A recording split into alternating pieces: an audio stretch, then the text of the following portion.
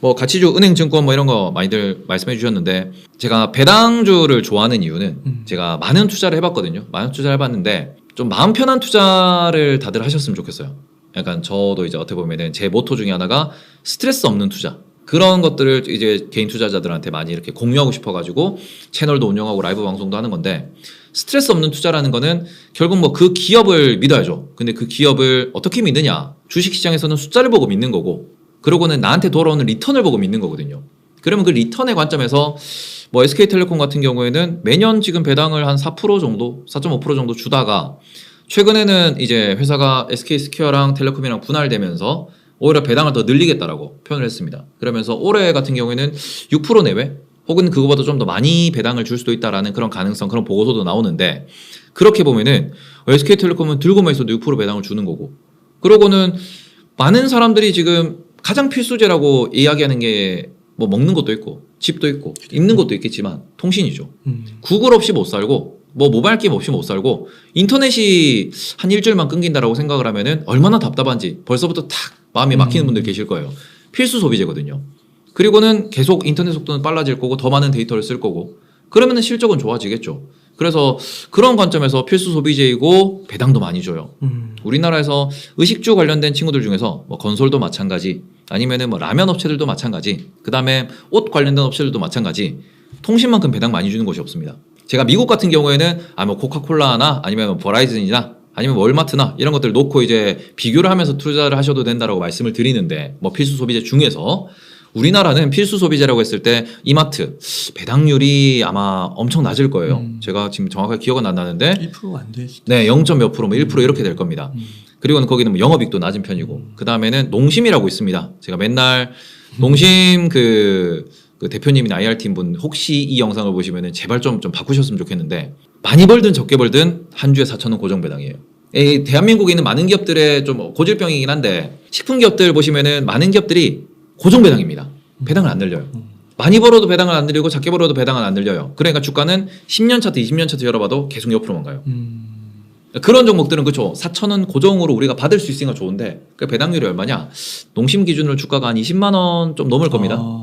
그러니까 20만 원 넘는데 4,000원 준다 그러면은 엄청 작죠. 그래서 그런 종목들이 너무 많아요. 근데 실적도 늘어나는데 배당도 높아. 필수 소비재야. 그러면은 지금과 같이 어떻게 보면 인플레이션 시대에 뭔가 좀 우리가 긴축을 한다. 좀 뭐 경기 침체가 올 수도 있다. 이렇게 생각을 할 때 필수 소비재는 경기 침체에서도 줄일 수가 없죠. 그런 관점에서 접근을 하면서 이런 것들이 고배당을 봐야 되는 이유. 그러고는 고배당을 샀을 때 좀 더 마음 편하게 투자할 수 있는 이유. 얘는 안 빠질 거 아니야. 안 빠지면은 이거 들고 있다가 뭐 네이버가 저기까지 내려갔네 하면은 얘 팔고 그걸 사도 되는 거고. 이런 식으로 조금 내가 운영할 수 있는 뭐 좀 여유가 좀 생긴다. 그리고는 마음의 여유가 생긴다. 라는 관점에서 뭐 100% 담으면은 재미가 없겠지만 그냥 그런 부분들을 조금 분산하고 나눠가지고 공부해가지고 여러 종목들, 여러 업종들에서 투자를 하면은 편안한 투자가 가능하다라는 거. 네. 실제로 주변에서 많이 전화가 네. 걸려오시는 분들의 특징이 조금 이제 테마주 쪽으로 투자를 네. 많이 하신 분들이 네. 이제 힘드니까 테이버님께 전화를 하는 건데 이제 상대적으로 이제 테이버님도 물론 힘들긴 하시겠지만 그래도 네. 갖고 있는 주식 대부분이 이런 네. 배당주, 실적 있는 네. 이런 것들을 갖다 있다 보니까 네. 조금 더 마음의 여유가 있는 게 아니실까 네. 그런 생각도 드네요. 뭐 제 방송이나 제 유튜브 콘텐츠를 보신 분들은 아시겠지만 제가 코로나 끝나고 2020년 여름부터 은행주를 슬슬 모으기 시작을 했어요. 배당 때문에. 그래서 슬슬 모았는데 뭐 여러 번 뭐 스윙 투자도 하고 샀다 팔았다도 했는데 저는 작년 초부터 신한은행이라는 종목을 공격적으로 좀 많이 비중을 좀 늘리면서 많이 샀고 그러면서 어떻게 보면 배당도 지금 꾸준히 받고 있는 중인데 지금 포트폴리오에는 30% 좀 넘게가 은행입니다. 왜냐면 다른 종목들이 좀 빠지고 있으니까 뭐 은행들을 좀 들고 있고 올해 같은 경우에는 제가 하이닉스가 엄청 많이 빠져가지고 삼성전자 7만 원 정도 왔을 때 이 정도면 살만한데 그래도 삼성전자보다는 반도체만 하는 하이닉스를 사자라고 생각을 하면서 한 11만 원 정도 전후부터 하이닉스를 샀어요. 하이닉스를 사고 그 다음에는 또 뭐 다른 것들을 이렇게 저렇게 정리하면서 SK텔레콤을 또 SK텔레콤은 작년 여름부터도 들고 있었는데 뭐 분할하고 이런 이벤트로 뭐 샀다 팔았다 하다가 공격적으로 비중을 늘린 게 올해거든요. 올해 이제 SK텔레콤을 스윙 투자 관점에서 좀 비중을 늘리고 그리고 KT도 일부를 좀 들고 있습니다. 그러니까 이제 하이닉스를 제외하고 KT, SKT, 신한은행, 우리은행까지 해가지고 요 네 종목이 거의 뭐 절반 정도 차지한다고 보실 수 있거든요. 그런 부분이 뭐 어떻게 보면은 제가 뭐 인플레이션을 예상한 것도 아니고 금리 인상을 예상한 것도 아닌데 작년 기준으로는 주가가 너무 비싼 거예요.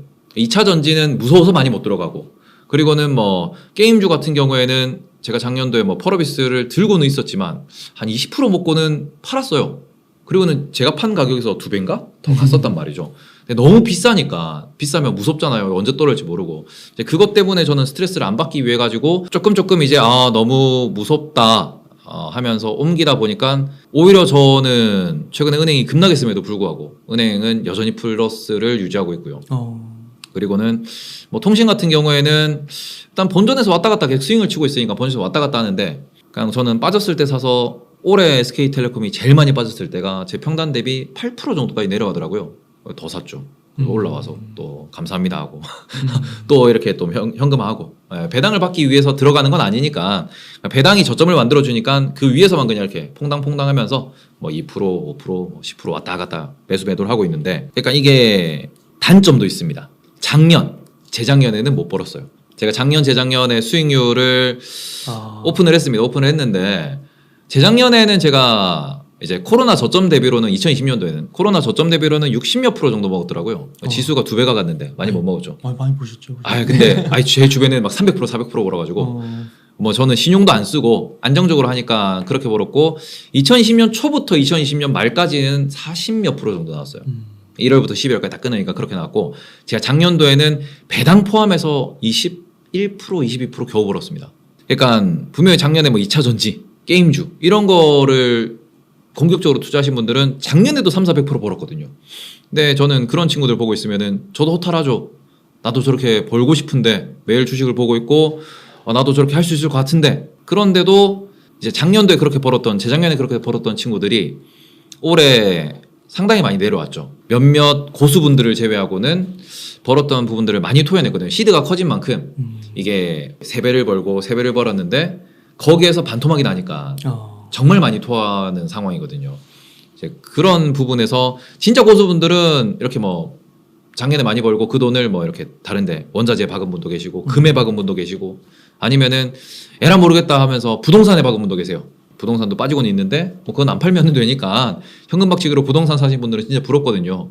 근데 여전히 주식시장에 살아남아 있는 분들 같은 경우에는 저는 코로나 바닥부터 지금까지 꾸준히 누적을 해왔고 안 잃고 있으니까 지금 어떻게 보면은 버크셔 해셔웨이의 그 ARKK 그런 느낌 저로 저는 받아들이고 있거든요. 저는 이제 저는 꾸준히 올라가고 있는 느린 거북인데 그게 작년 재작년에는 정말 단점이었고 올해는 그나마 좀 장점으로 작용을 하고 있죠. 올해는 제가 5월까지는 계좌가 플러스다가 저도 이번에는 일단 마이너스가 났습니다. 계좌가 음전을 했어요. 올해 들어가지고는. 근데 일단은 이번 달에 마이너스 났다는 것 자체가 저는 자랑이기 때문에 마이너스 났지만 대단하시네요. 이 장에서 이러면은 전 자랑합니다.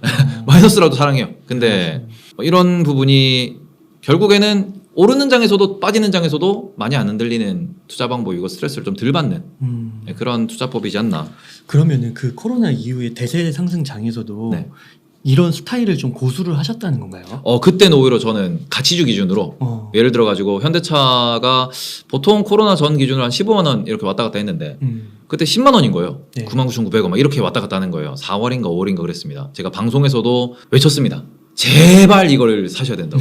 이거는 현대차를 코로나로 바닥에 딱 떨어지고 난 뒤에 바닥에서 정의선 부회장님이 그때 자사주 매입 막 했죠. 맞아요. 하고는 그런 뉴스 나오면서 이렇게 꿈틀꿈틀 올라가면서 이렇게 10만 원을 뚫냐 이러고 있는데 다른 애들이 이제 어떻게 보면 돌아가면서 얘 날라가고 이러고 있는데 이제 자동차를 여기서 안 사시면은 적어도 이거는 연말까지만 보유하셔도 50%를 갑니다. 이걸 도대체 그러니까 현대차를 너무 안 좋게 보시는 거예요. 왜 도대체 이거를 왜 그렇게 안 좋게 보시냐. 와이어링 하네스 사건 터지고 막 이럴 때 생산 안 된다 이럴 때 아니 그래도 이거는 그러니까 가치 자체가 현대차가 공장을 팔아도 이게 지금 시가총액보다는 돈을 많이 들고 있다. 그러면서 뭐 저는 오히려 그런 매매를 했거든요.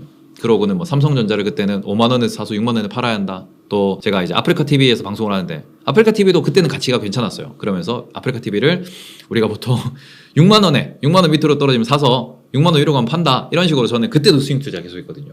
그러니까 계속 어떻게 보면은 약바텀 전략으로 이 밑으로는 안 빠집니다. 이런 종목들을 계속 어떻게 보면은 스윙 투자를 이제 유동성이 좋으니까 반복적으로 하면서 이제 좀 수익률을 많이 쌓았던 그런 건데 어쩌나 저쩌나 저는 뭐 통신이 됐든 은행이 됐든 아니면 삼성전자가 됐든 한 종목만 주구장창 파도 돈은 벌 수 있다라는 거는 많이들 봤었고 그다음에 저도 행하고 있는데 그러니까 락 바텀에 있는 그런 네. 주식들을 매수를 하신 거네요. 네 그죠. 그러면 상대적으로 그 주변에 있는 친구분들은 네. 막 3배, 4배 가는 분들은 락 바텀이 조금 약한 락바텀이 그런 없는 종목을 하는 없는 거죠. 종목. 없는 종목. 그러니까 어. 3배, 4배 가는 종목은 뭐 그런 종목도 분명히 락바텀이 존재할 수 있습니다. 뭐 여러 가지 종목들을 제가 방송에서도 라이브에 설명을 드렸는데 테마주도 바닥은 있어요. 테마주도 바닥은 있지만 바닥에서 사 모아서 올라갈 때 던지는 그런 테마주 트레이더가 있고 아니면은 그날 거래량이 터진 데 들어가가지고 트레이더하는 그런 트레이더들이 있어요. 네, 많은 개인 투자자들이 제가 관찰해 본 결과는 그날 거래량이 터지는 데 들어갔다가 물리면 못 팔고 마이너스 30% 나고 이런 케이스가 많아요. 그런 분들 같은 경우에는 공부를 좀 더 길게 하셔야 되고 오히려 락바텀이라고 볼 수 있는 뭐 바이오도 보시면은 정말 5년 10년 차트에서 바닥인 라인들이 있거든요. 거기서 사서 2, 3년 버티면은 3배, 4배 갑니다. 그리고 운이 좋고 촉이 좋은 분들은 바텀에서 올라가기 직전에 사세요. 아 이거 한 달 뒤에 이벤트 있을 것 같은데 하고 사고는 그걸 먹어요. 막 3배씩 먹고 그러고는 자랑합니다. 그러면 저도 현타 오죠. 저도 듣는 얘기가 있는데 아 형님 이거 다음 달에 뭐 이렇게 뭐 학회가 있는데 이런 데 있으면 간다는데 아, 주가가 안 움직이는데 아 이거 가지 않을까요? 그러면은 아 뭐 가면 땡큐고 안 가면 뭐 안 가는 거죠. 이러고는 저는 안 사거든요. 왜냐하면 그것도 현혹될까 봐. 그러니까 진짜 신경 쓰이니까. 근데 그런 친구들이 나중에 한두 달 있다 전화 와가지고 아 형님 식사합시다 하고 가면 아주 진수성찬을 차릴 때가 있는데 아 이게 운이 많이 따라야. 그러니까 이게 지금의 결과론적으로 보면은 그때 네. 이제 대세 상승장에서는 이제 조금 더 공격적으로 했어도 좋았을 거다 이렇게 얘기는 할 수 있는 거지만 사실은 그 시점에 우리가 사는 거잖아요. 그러면 그게 대세 상승장이 물론 분위기는 어느 정도 이렇게 조성이 돼 있지만 또 미래는 알 수 없는 거니까 조금 더 보수적으로 가져가는 스타일을 고수할 수밖에 없다 이렇게 봐야 되는 걸까요? 그러니까 보수적으로라고는 제가 어떻게 보면 말씀 못 드리는 게 제 스타일이 보수적인 거예요. 테마주 투자를 핵심을 그러니까 메인 포트폴리오를 가져가야 되는 분들이 계시고요. 그 다음에는 미국 투자를 메인으로 가져가셔야 되는 분들도 계십니다. 어떻게 보면 미국 투자는 계속 우상향을 보여주는 근본적인 원동력이 있기 때문에 나는 마이너스는 모르겠고 나는 이제 적어도 한 달, 3개월, 6개월, 1년 안에 계속 플러스가 나면서 나는 그냥 무지성으로 적금으로 걱정 없이 계속 사고 싶어. 뭐 삼성전자를 예를 들어서 코로나 이전에 뭐 4만 원, 5만 원에 사셨던 분들이 올라갔을 때도 불타고 내려갔을 때도 불타고 또 10만 원, 9만 원 갔을 때도 불타고 했는데 지금 오면은 본전이거든요. 이런 분들 이런 것들을 내가 못 버틴다. 나는 이렇게 매매 이런 거 잘 못하겠고 무조건 사야 된다 그러면은 오히려 우상향을 꾸준히 하는 미국 주식을 하시는 게 더 나을 수도 있습니다. 이제 그런 부분들을 본인의 성향을 먼저 파악을 하셔야 돼요. 나는 정말 액티브한 투자를 하시는 분들이나 아니면은 나는 정말 느긋한 투자를 하시는 분들이나 아니면 나는 뭐 사람도 못 믿고 기업도 못 믿고 나는 숫자만 믿는다. 이런 분들이 다들 계실 수 있는데 거기에서 본인이 확신을 갖고 투자할 수 있는 본인을 먼저 어때 본인의 매매 스타일을 먼저 파악을 하시고 본인의 성향을 파악을 하셔야 좀 더 좋은 결과가 나올 수 있기 때문에 보수적이라는 거는 제 투자 스타일이고 저는 이제 스트레스 없는 그러니까 직장인들이 그냥 이렇게 그냥 주워 들은 걸로도 할 수 있는 투자 아니면 정말 간단한 차트 분석으로도 할 수 있는 투자를 말씀을 드리는 건데 좀 더 깊이 있게 심도 있게 좀 이렇게 투자의 세계로 들어오면은 결국 본인의 스타일을 찾으셔야 됩니다.